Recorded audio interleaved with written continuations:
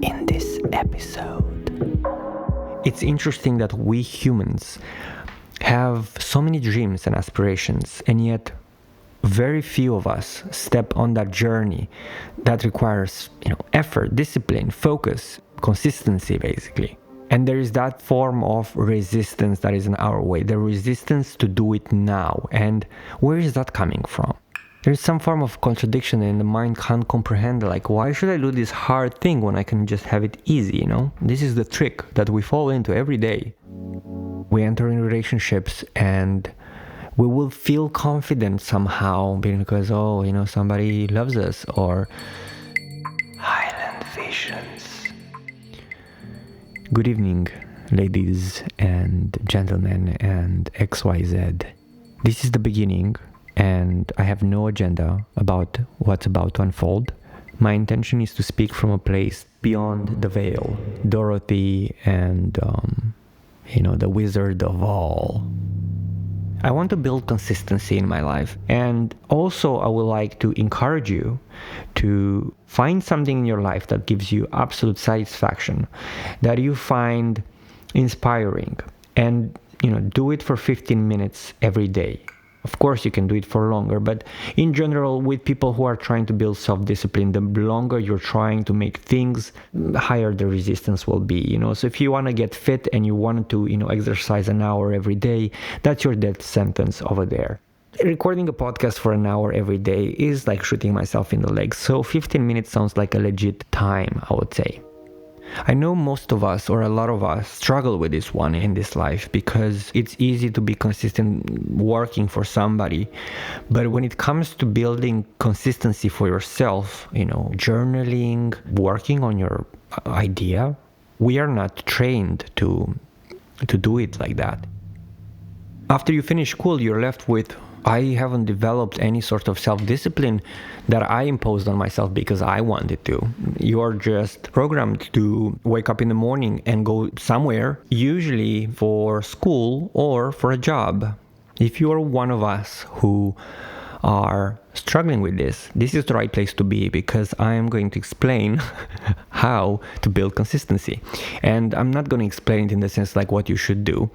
I'm going to be the example of consistency based on, it's not because I'm special. The reason why I'm doing it also is because I actually love doing this.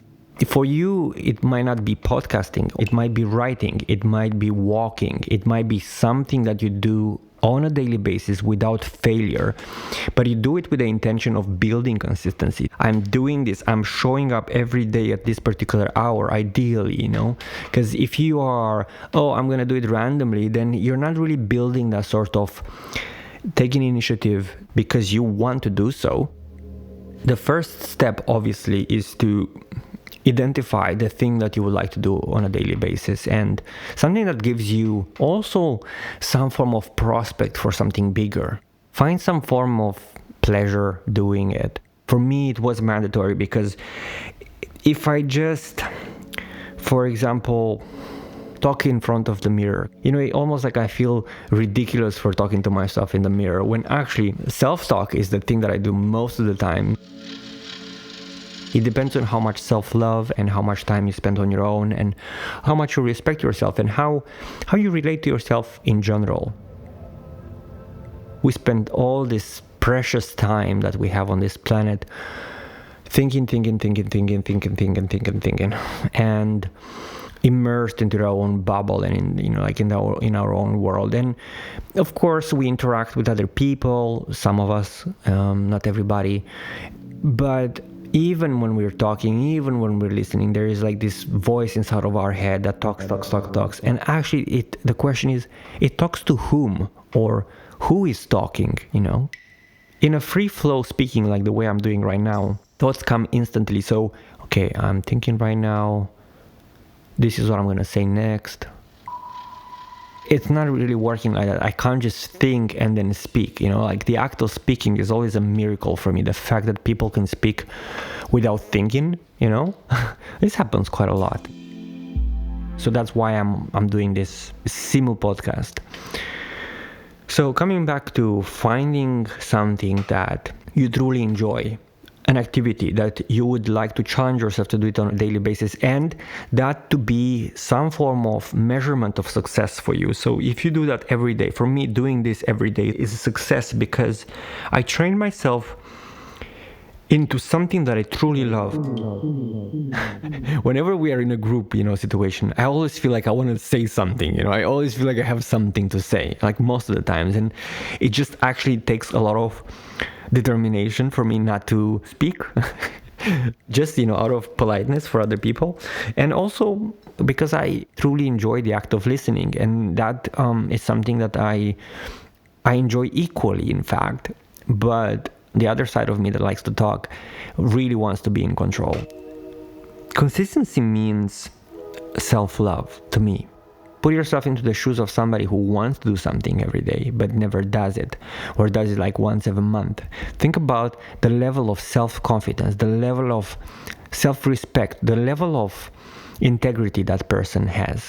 When you hear a person who says, oh, I wish I could do this, but I'm busy with work, or I'm, too tired when I'm coming back from work, that's bullshit. And everybody knows this. They know it's bullshit, but they just can't control the resistance. There is resistance. So it's interesting that we humans have so many dreams and aspirations, and yet very few of us step on that journey that requires, effort, discipline, focus, consistency, basically.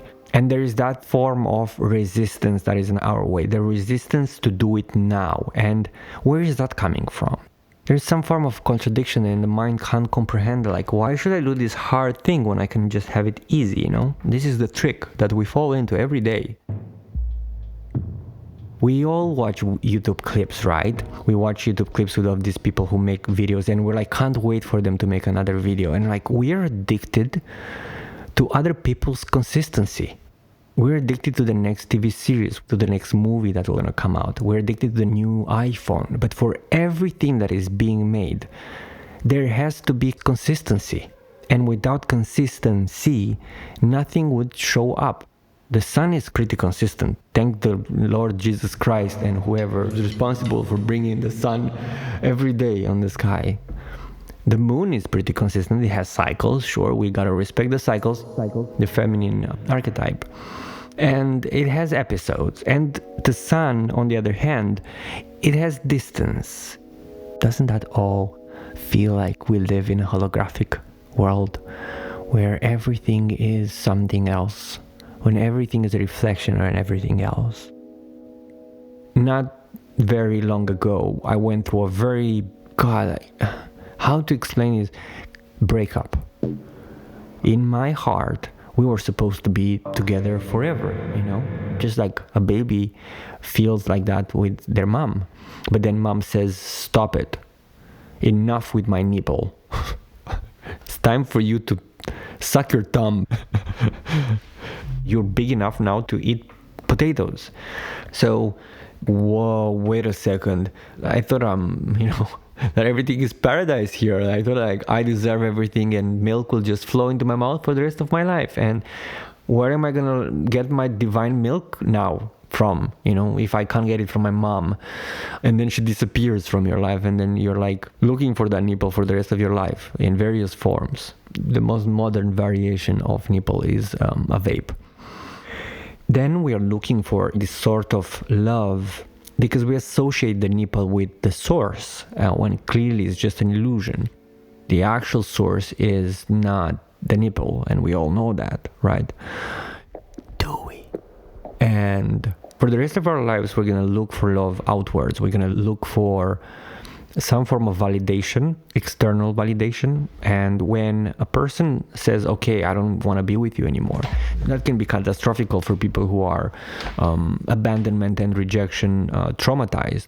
Everybody suffers from this, but some people developed a very interesting mechanism where they can't feel abandoned and rejected because they do it first. They are so cunning that they can feel when the other person is either about to reject them or they simply just they don't allow that person to even come close to that, because they're not sure. So they're like, I'm not sure about this person. So I'm like, I'm gonna play the game but I'm definitely not gonna give in. I'm never gonna, give my heart to this person. I'm just gonna always play it at a distance. And if I see that they fall in love with me, that's perfect. I'm just gonna play this game.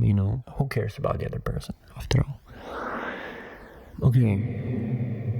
I started to feel like an outcast from society. I felt meaningless. I felt unloved. And I couldn't look at myself in the mirror for a very long time because I felt that I lost the game of life. I felt like that's it. From now on, I am going to have to deal with not being able to ever feel confident. That was my way of feeling love through validation. So self-love is the most important, fundamental human right. And I don't know what you can do in this life if you do not actualize self-love. Everything that is not coming from a place of self-love, and of course selfless love as well, but that's a chapter for another conversation.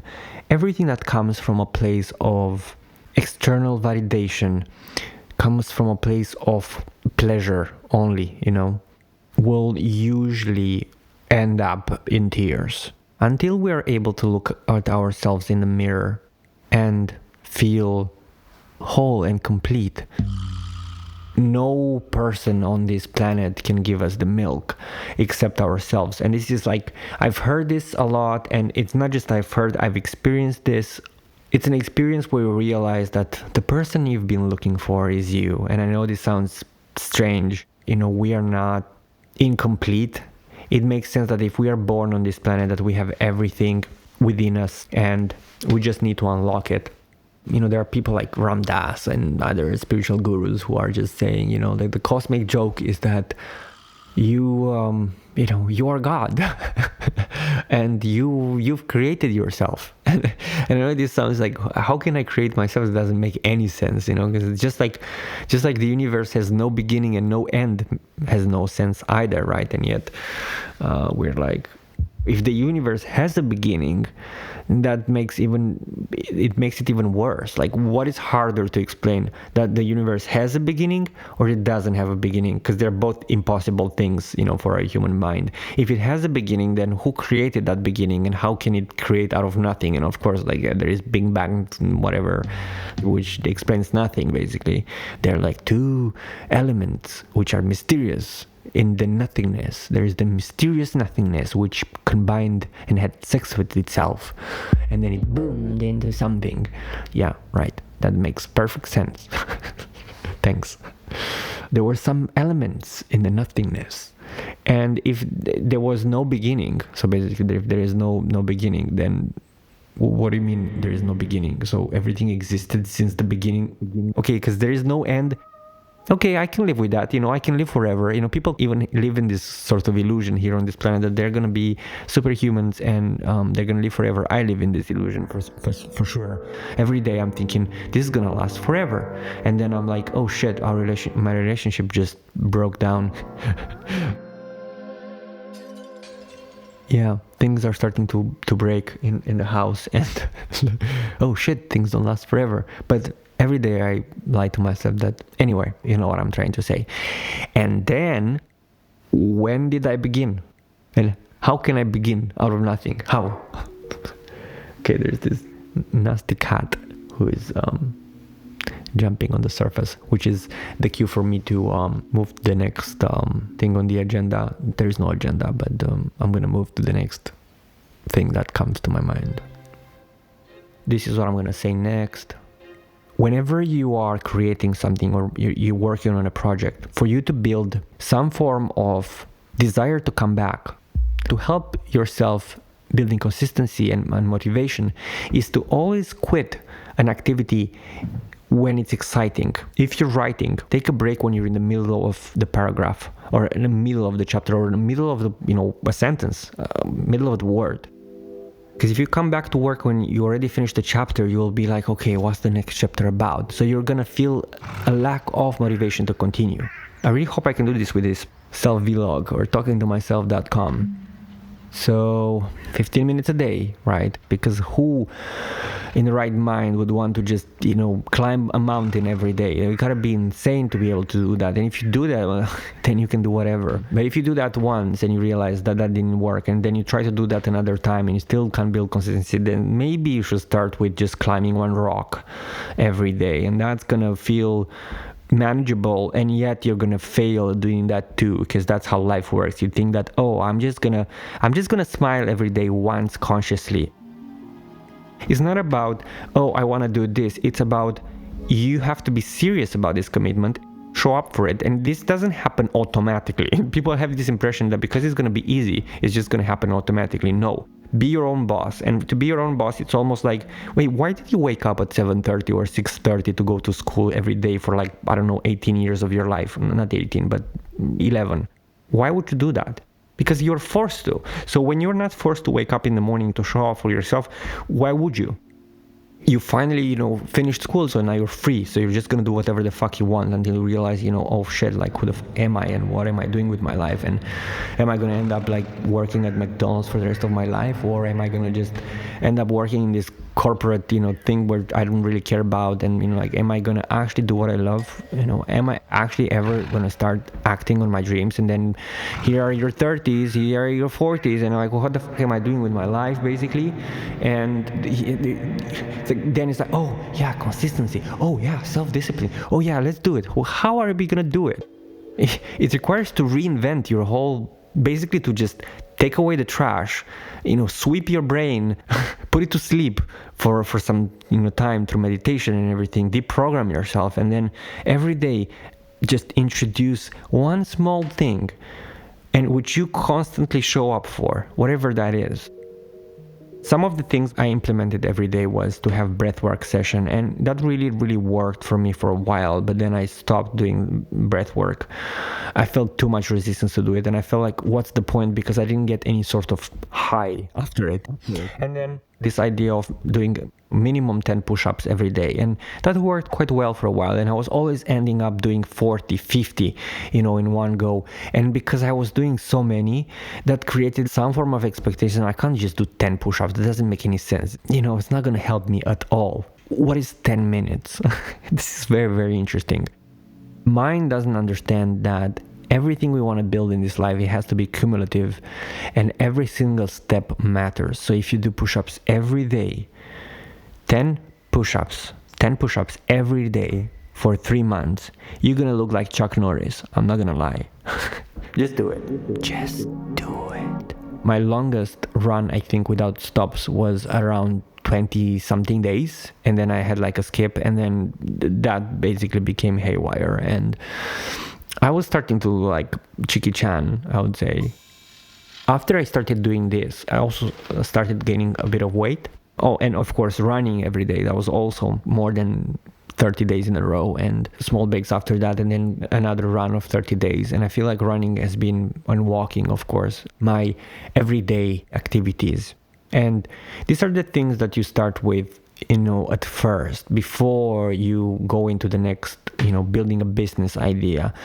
Starting with little things that matter to you, that are almost effortless. And it's not about, running is effortless. It's about what feels important to you to do, at first. It can be sleeping more.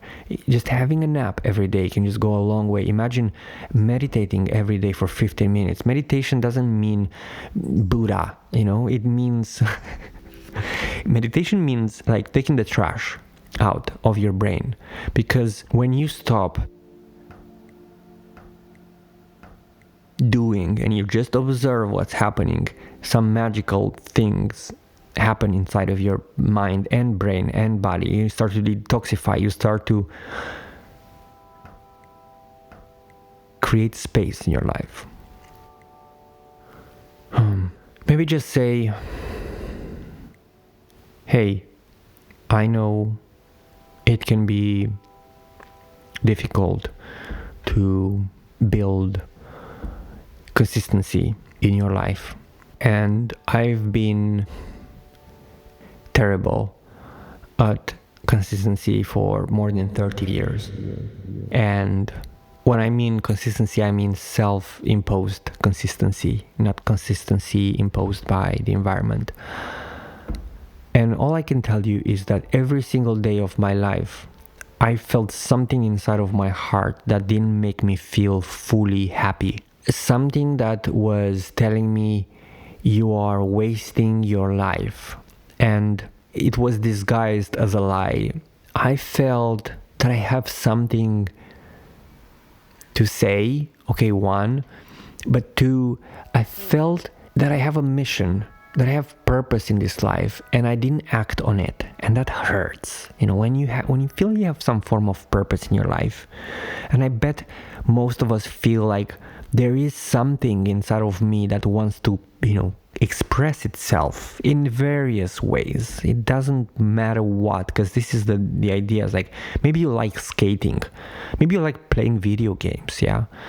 And of course, I'm like not gonna promote the idea of, oh, you should play video games every day, because clearly for most of us, video games are toxic. I'm talking only in the context of addiction, where you're doing it every day just to feel pleasure and put a pause on life when you don't feel like life is interesting, and it's like escapism basically. And you have to know yourself well enough to understand that video games are your destiny.